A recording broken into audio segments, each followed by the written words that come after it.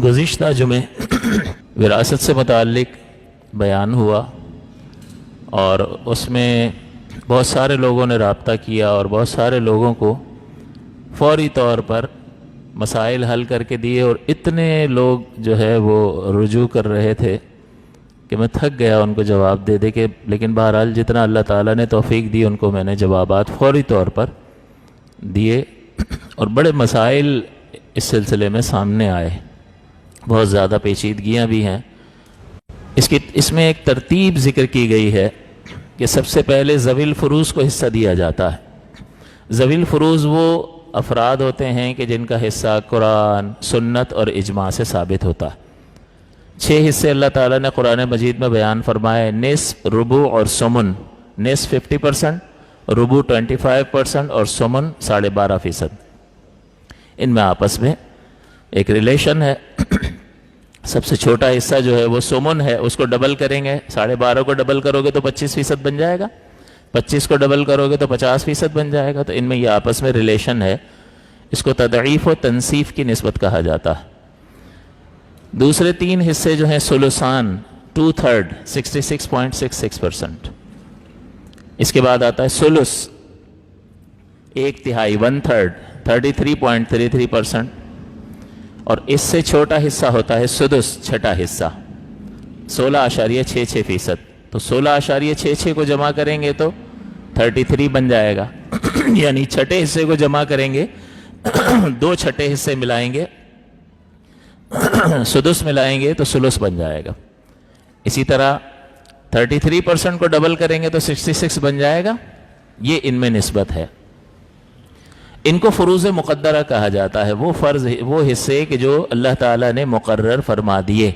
فرض کا مطلب ہوتا ہے مقرر شدہ، تو ان کو فروض مقدرہ اسی لیے کہتے ہیں کہ وہ حصے جو اللہ تعالیٰ نے ذکر فرما دیے، یہ فروض مقدرہ۔ اور یہ حصے جن لوگوں کو دینے ہیں ان کو ذوی الفروض کہتے ہیں۔ یہ 12 افراد ہوتے ہیں، اس میں 4 مرد ہیں اور 8 عورتیں ہیں۔ اب غور کیجئے کہ مرد 4 ہیں اور عورتیں 8 ہیں، اور بیچاری عورتوں کو حصہ نہیں دے رہے ہوتے۔ 4 مردوں میں باپ ہے، وارث بنتا ہے، جد صحیح، باپ کا باپ، دادا پر دادا، اوپر تک جو بھی زندہ ہوگا وہ وارث بنے گا۔ باپ کی موجودگی میں دادا نہیں بنے گا، جو قریب والا ہوگا وہ لے لے گا، دور والا رہ جائے گا، لیکن باپ نہیں ہے اور دادا ہے تو دادا وارث بنے گا۔ تو باپ جد صحیح یعنی باپ دادا پر دادا، شوہر اور اخیافی بھائی۔ اخیافی بھائی کہتے ہیں اس بھائی کو جن کی مائیں ایک ہی ہوتی ہیں، باپ مختلف ہوتے ہیں۔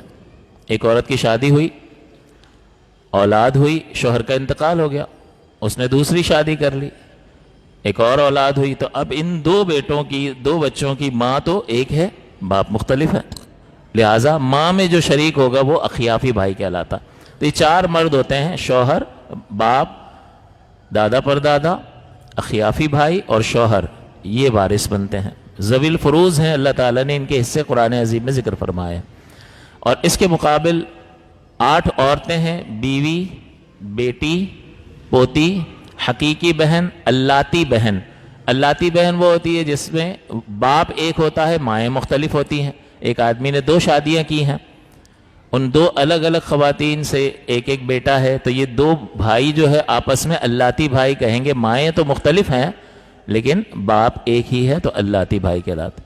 ماں باپ ایک ہی ہوں، حقیقی بھائی، ماں ایک ہو، باپ مختلف ہوں، اخیافی، اور باپ ایک ہو، مائیں مختلف ہوں تو اللاتی۔ تو 8 عورتوں میں بیوی، بیٹی، پوتی، حقیقی بہن، اللاتی بہن، اخیافی بہن، ماں اور جدائے صحیحہ یعنی دادی نانی اس میں آتی ہے۔ یہ 8 عورتیں وارث بنتی ہیں۔ تو سب سے پہلے ان کو حصہ ملتا ہے، ترتیب میں سب سے پہلے ذوی الفروض کو حصہ ملتا ہے۔ ذوی الفروض کے بعد عصبات کی باری آتی ہے۔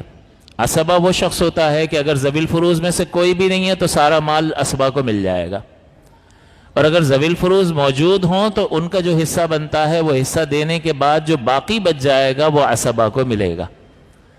مثال کے طور پر ایک شخص کا انتقال ہوا، اس کے والدین میں سے بھی کوئی بھی نہیں ہے، صرف ایک بیوی ہے اور ایک بیٹا ہے، تو اب بیوی کو 12.5% مل جائے گا چونکہ اولاد موجود ہے، اور باقی 87.5% یہ بیٹا عصبہ بن کے لے لے گا۔ تو ذوی الفروز کو دینے کے بعد جو کچھ بچ جائے وہ عصبہ لے لیتا ہے۔ اور اگر اس کے برعکس صرف ایک بیٹا ہی تھا اور کوئی وارث تھا ہی نہیں، نہ باپ دادا میں کوئی تھا، نہ اور کوئی وارث نہیں تھا ان ذوی الفروز میں سے بھی، تو پھر بیٹا 100% کا مالک ہوگا، کیونکہ ذوی الفروز کی عدم موجودگی میں عصبہ کل مال کا حقدار ہوتا ہے۔ تو اب ترتیب یہ ہوتی ہے کہ سب سے پہلے ذوی الفروز کو دیا جاتا ہے، ذوی الفروز کے بعد جو بچ جائے گا وہ عصبہ لے گا۔ اب بہت سارے لوگوں نے سوالات کیے کہ اگر بیٹیاں ہی ہوں اور بیٹا نہ ہو میت کا تو اب بچے گا ضرور مال، آبا میں سے بھی کوئی نہیں ہے، عصبہ میں سے عصبہ مذکر اولاد میت کی ہوگی تو وہ عصبہ بنتی ہے، بیٹا نہیں ہے تو پوتا نہیں ہے تو پڑپوتا، مذکر اولاد نیچے تک ہوگی تو سب سے پہلا نمبر مذکر اولاد کا آتا ہے عصبہ بننے کا۔ اگر مذکر اولاد نہیں ہے تو آبا اور اجداد کا آتا ہے، باپ ہے تو وہ عصبہ بن کے سب مال لے لے گا ذوی الفروز کے بعد، اس کا بھی حصہ فرض بنتا ہے 16 اس کو بھی ملے گا 6%، لیکن اس کے بعد اگر بچ گیا تو اس کو مل جائے گا۔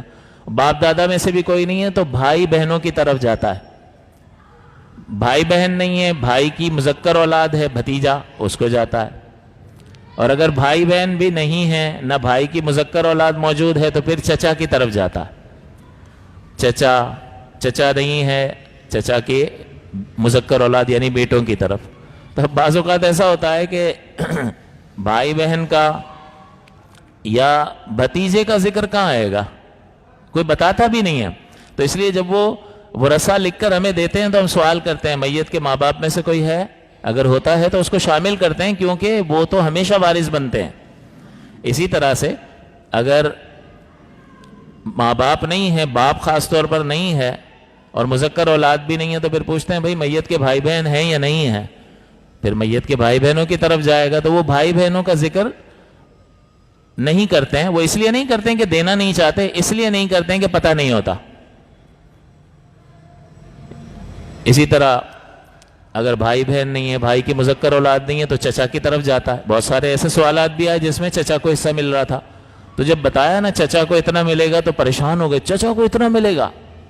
بالکل ملے گا، شریعت نے مقرر کیا ہے۔ مثال کے طور پر اگر بیوی ہے، ایک بیٹی ہے اور چچا ہے اور کوئی رشتہ دار نہیں ہے، تو اب بیوی 8واں حصہ لے گی 12.5%، بیٹی 50% لے لے گی، 50% اور 12.5% کتنا ہوا؟ 62.5، 62.5 کو 100 میں سے مائنس کریں تو 37.5 رہ گیا، وہ چچا کو ملے گا، تو تقریباً 40% کے قریب چچا کو مل گیا، تو اس سے کتنی بے قراری پیدا ہوگی۔ لیکن شریعت نے مقرر کیا ہے تو وہ تو ملنا ہے، شریعت نے مقرر فرمایا تو وہ تو حصہ دینا ہوگا، ورنہ حق العبد میں انسان مبتلا ہو جائے گا اور آخرت میں پھر اس کا جواب دینا ہوگا۔ تو بہرحال سب سے پہلے ذوی الفروز ہیں، ذوی الفروز میں سے بھی بعض کو لینے نہیں دیتے ہیں، اگر میت کا باپ ہوگا تو بھائی بہنوں کو نہیں ملے گا، حالانکہ بہنیں ذوی الفروز میں سے ہیں لیکن باپ پاورفل ہے، باپ ہوگا تو بھائی بہنوں کو حصہ نہیں ملتا ہے۔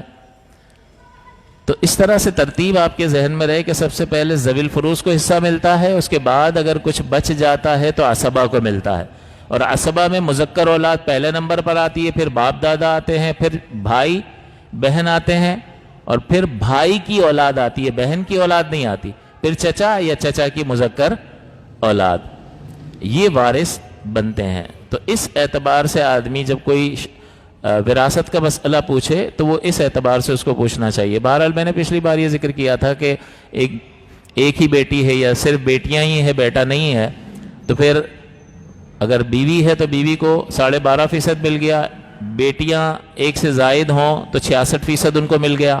اب جو باقی بچ گیا ہے وہ عصبہ کو ملے گا۔ عصبہ میں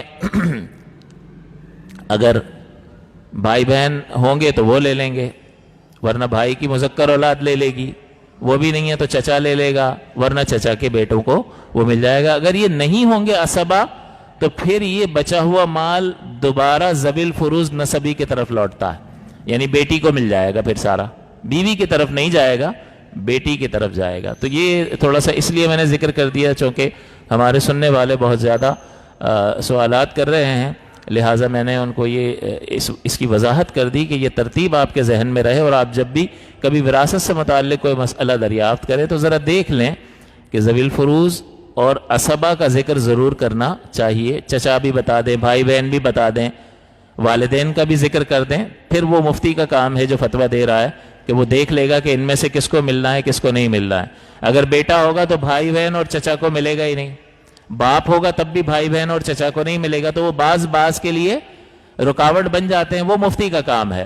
آپ ماں باپ بھی ذکر کر دیں، آپ اولاد کو تو سبھی ذکر کرتے ہیں، ماں باپ کا ذکر بھول جاتے ہیں، بھائی بہنوں کا ذکر بھول جاتے ہیں، اور چچا کی اولاد کا ذکر بھول جاتے ہیں۔ تو وراثت کا مسئلہ جب بھی آپ پوچھیں تو آپ ان رشتہ داروں کو ذکر کریں گے تو پھر جواب دینے والے کے لیے آسانی ہو جائے گی، پھر آپ کو جواب دے دیا جائے گا۔